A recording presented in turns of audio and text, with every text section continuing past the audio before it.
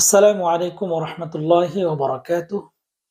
আলহামদুলিল্লাহি রাব্বিল আলামিন ওয়াস সালাতু ওয়াস সালামু আলা সাইয়্যিদিল মুরসালিন ওয়া আলা আলিহি ওয়া সাহবিহি আজমাইন, আম্মা বা'দ। সম্মানিত দ্বীনী ভাই এবং বোনেরা, কোরআন শিক্ষার আজকের এই পর্বে আপনাদেরকে স্বাগতম। আজকের এই পর্বে আমরা কোরআন শিক্ষার যে গুরুত্বপূর্ণ বিষয়টি শিখব সেটি হচ্ছে ৩ আলিফ মাদ। আমরা সর্বপ্রথম মদ কাকে বলে এটা জেনেছি। মাদ হচ্ছে কোনো জিনিসকে কি করা? লম্বা করা। অর্থাৎ কোনো হরফকে আমরা যখন টেনে পড়বো, লম্বা করে পড়বো, এটাকেই মাদ বলা হয়। আমরা মাদের কয়েকটি প্রকার পড়েছি। এক আলিফ মাদ হচ্ছে ৩ প্রকার। আমরা ৩ প্রকার পড়েছি: মধ্যে তবাড়ি, মধ্যে বদল, মধ্যে লীন। কাকে বলা হয়, মদের হরফ কয়টি সেটি আমরা পড়েছি, এবং এক আলিফ মদ সেটার পরিমাণ কি এটা আমরা জেনেছি। আজকে আমরা জানবো যে ৩ আলিফ মদ এর পরিমাণ কতটুকু এবং এর প্রকার কি। সর্বপ্রথম আমরা জানবো যে ৩ আলিফ মদ হচ্ছে কতটুকু এর পরিমাণ হবে। এর পরিমাণ নিয়ে কিছু মতানৈক্য রয়েছে। আমাদের দেশে পরিচিত ৩ আলিফ মাদ, কিন্তু তাজউইদের কিতাবে এটি আলিফ হিসাবে পরিচিত না, এটি হারাকা হিসাবে পরিচিত।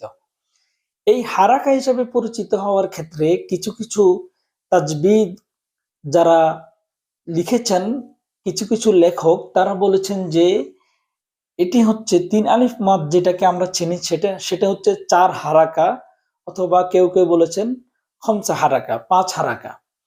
তো আমাদের যারা আমরা যাদের থেকে আমরা শিখেছি তাদের থেকে আমরা জেনেছি যে ৫ হারাকাটাই কি বেশি প্রচলিত।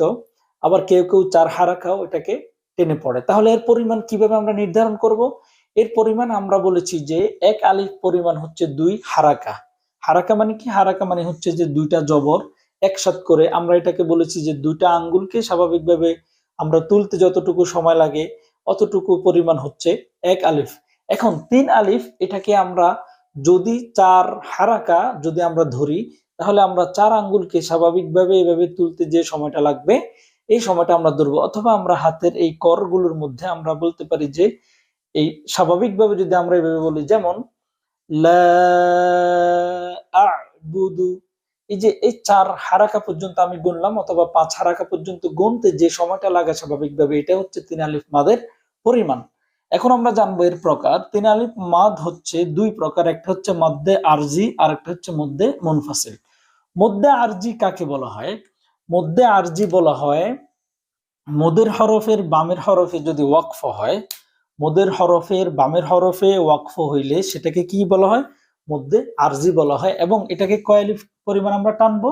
৩ আলিফ পরিমাণ, অথবা আমরা ৫ অথবা ৪ হারাকা পরিমাণ আমরা টানবো। যেহেতু আমরা ৩ আলিফ এটা পড়তে অভ্যস্ত, সেহেতু আমরা এভাবেই বলবো যে ইহাকে ৩ আলিফ টেনে পড়তে হয়। তাহলে আমরা এটাকে কিভাবে পড়বো? যেমন ইয়ারজিউন, এখানে আমি কয় আলিফ টান দিলাম? ১ আলিফ টান দিলাম। কেন? কারণ এটা হচ্ছে মদের হরফ। কিন্তু মদের হরফের পরে যখন ওয়াকফ হলো, ওয়াকফ মানে কি? ওয়াকফ হচ্ছে থামার জায়গা, যেখানে আমরা থামবো। যেখানে আমরা থামবো এটা হচ্ছে ওয়াকফ। ওয়াকফের আগের হরফটির আগের হরফ, অর্থাৎ মদের হরফ হচ্ছে এটা। কিভাবে মদের হরফ? আমরা জানি পেশের বাম পাশে জজমালা ওয়াও মদের হরফ। আর এই মদের হরফের বামের হরফের পরে কি হলো? ওয়াকফ হলো। এই জন্য এটাকে বলা হয় মদ্দে আরজি। ইহাকে আমরা ৩ আলিফ পরিমাণ, অর্থাৎ ৪ হারাকা অথবা ৫ হারাকা পরিমাণ আমরা কি করব? টেনে পড়ব। তাহলে এটা আমরা কিভাবে করব? কিভাবে পড়ব? ইয়ারজিউন, এই যে আমি ৪ হারাকা পর্যন্ত পড়ে এভাবে দেখালাম। এখন এখানে আরেকটি কথা রয়েছে যে এখানে যে আমি ইয়ারজিউন পড়লাম, এখানে মূলত ইয়ারজিউ না, এই নুনটা এটা হচ্ছে অস্থায়ী সাকিন দিয়ে যখন আমরা এভাবে পড়বো, অর্থাৎ মদের হরফের বামের হরফে যদি ওয়াকফ হয় আর এই হরফটি যদি অস্থায়ী সাকিন হয়, তাহলে ইহাকে মধ্যে আরজি বলা হয় এবং এটা ৩ আলিফ পরিমাণ টেনে পড়তে হয়। যেমন আমরা যে বলি বিসমিল্লাহির রহমানির রহিম, যে হিম, এখানে আমরা কয় আলিফ টান দিলাম? ৩ আলিফ। কেন টান দিলাম? এবার আপনারা বলতে পারবেন যে মদের হরফের বামের হরফে ওয়াকফ হয়েছে, সেই জন্য এখানে কয় আলিফ টান? ৩ আলিফ পরিমাণ টান হবে। আর এখানে রহিম মূলত মি ছিল, কিন্তু আমরা কিভাবে পড়লাম? রহিম। এই যে আমরা এখানে অস্থায়ীভাবে কি করলাম? সাকিন করলাম। তাহলে মদের হরফের বামের হরফে ওয়াকফ হইলে আর এই হরফটাতে যদি অস্থায়ী সাকিন হয়, তাহলে ইহাকে মধ্যে আরজি বলা হয়, এটাকে 3 আলিফ পরিমাণ আমরা টেনে পড়বো। এরপর আমরা যদি বলি যে আউযু বিল্লাহি মিনাশ শাইতানির রাজীম, জিম, এখানে জেরের বাম পাশে যজমালা ইয়া, ইয়াটা কিসের হরফ? মদের হরফ। তাহলে মদের হরফের বামের হরফে কি হলো? ওয়াকফ হলো। তাহলে মদের ওয়াকফ মানে থামার জায়গা হলো। মদের হরফের বামের হরফে যদি ওয়াকফ হয় তাহলে সেটাকে কি বলা হয়? মধ্যে আরজি বলা হয়। এবং রজি মূলত মি ছিল, আমরা এটাকে কি করলাম? অস্থায়ীভাবে সাকিন দিয়ে পড়লাম, রজিম। এই যে সাকিন দিয়ে পড়লাম, তাহলে মদের হরফের বামের হরফে ওয়াকফ হইলে আর বামের হরফটি যদি অস্থায়ী সাকিন বিশিষ্ট হয়, তাহলে সাকিন যুক্ত হয়, তাহলে সেটাকে বলা হয় মধ্যে আরজি, আর সেটাকে 3 আলিফ পরিমাণ টেনে পড়তে হয়। তাহলে মধ্যে আরজি আপনারা ভালোভাবে চিনে গেলেন।